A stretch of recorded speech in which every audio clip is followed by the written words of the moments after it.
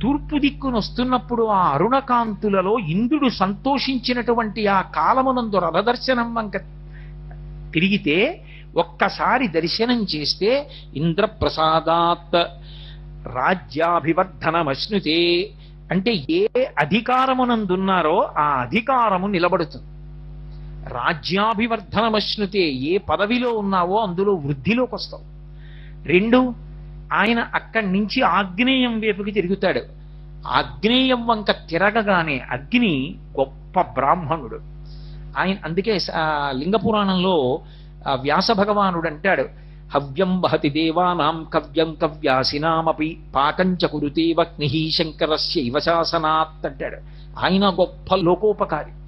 ఆయన పితృదేవతలకి కవ్యం బట్టికెడతాడు, దేవతలకి హవ్యం బట్టికెడతాడు.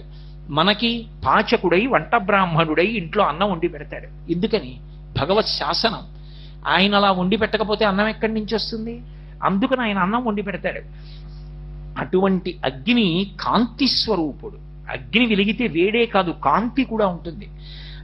అంతటి కాంతి కలిగినటువంటి అగ్ని సూర్యుడు తిరగగానే ఒక్కసారి చిన్నబుచ్చుకుని నమస్కారం చేస్తాట. అనూరుడు చెప్తాడు, సూర్య భగవానుడు నీ వైపుకి తిరిగాడు అగ్నిహోత్రుడా, నీ కాంతి ఉపశమనాన్ని పొందింది, తగ్గిపోయింది ఆయన కాంతి ముందు నమస్కరించంటాడు.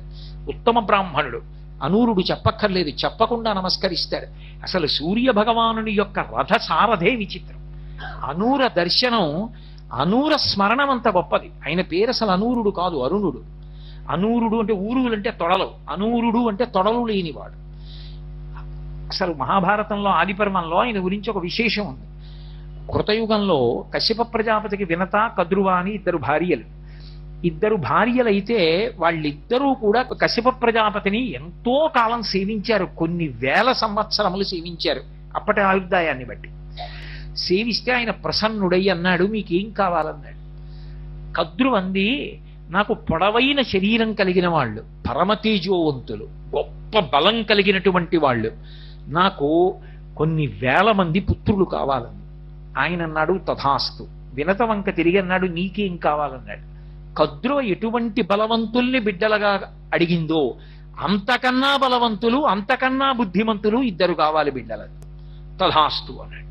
పుత్రకామేష్టి చేశాడు. పుత్రకామేష్టి చేసి వాళ్ళిద్దరిని అనుగ్రహించాడు.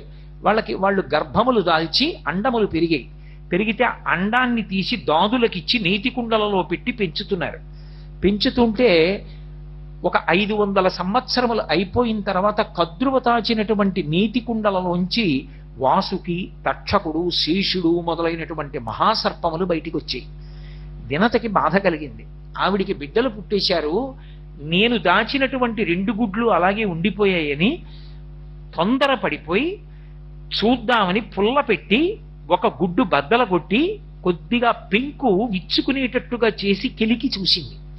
అందులోంచి ఇంకా తొడలు ఏర్పడినటువంటి వాడు, ఊర్ధ్వ శరీరము మాత్రమే ఏర్పడినటువంటి మహాతేజోవంతుడు పైకొచ్చాడు. గర్భస్థమైనటువంటి శిశువు పూర్తిగా ఏర్పడకుండానే బయటికి వచ్చేటట్టుగా ప్రవర్తించడం ఎంతటి దోషమో ఆ పాపం పోయేటట్టుగా చూడడానికి ఆయన అన్నాడు, అమ్మా నువ్వు చాలా తప్పు చేశావు. నేను పూర్తిగా ఏర్పడక ముందే గుడ్డు యొక్క పెంకు భాగాన్ని పుల్లతో కెలికి నేను పైకొచ్చేట్టు చేశావు. ఈ పాపానికి ఫలితం అనుభవించేస్తావు. నువ్వు కొంతకాలం కద్రువకి దాస్యం చెయ్యవలసి ఉంటుంది. ఇప్పటికైనా తొందరపడి 2వ గుడ్డుని చిదమకు, అందులోంచి మహాతేజోవంతుడైనటువంటి వాడు పైకొస్తాడు. వాడు నీ దాస్య విముక్తికి కారణమవుతాడు. సర్వం శ్రీ ఉమామహేశ్వర పరబ్రహ్మార్పణమస్తు. స్వస్తి.